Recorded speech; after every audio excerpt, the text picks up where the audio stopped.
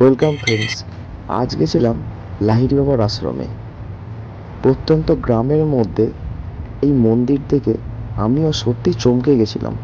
ভারতবর্ষের বিভিন্ন জায়গায় আমি গেছি এবং মন্দির, দক্ষিণ ভারতের সমস্ত মন্দির আমি প্রায় ঘুরে এসেছি, কিন্তু এই অপরূপ স্থাপত্য যে বাড়ির কাছেই রয়েছে সেটা আমি স্বপ্নেও ভাবিনি। ছেলে মেয়ে স্ত্রী সকলকে নিয়ে বাড়ির খুব কাছেই এই জায়গায় আমি শীতকালে গেছিলাম। এত সুন্দর লাগলো, আমি প্রত্যেককে বলবো অন্ততপক্ষে একবার লাহিড়ী বাবার আশ্রমে ঘুরে আসবেন।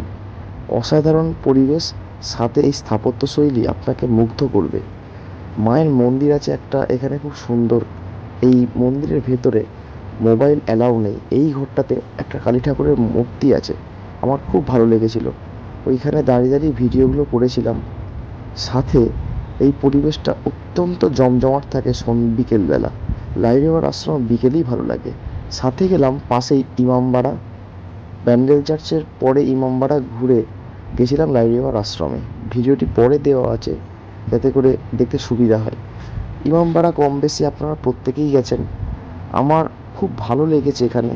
কিন্তু এখানকার স্থাপত্যশৈলীকে যদি একটু রক্ষণাবেক্ষণের ব্যবস্থা করা যায় খুব ভালো লাগে। ভালো থাকবেন।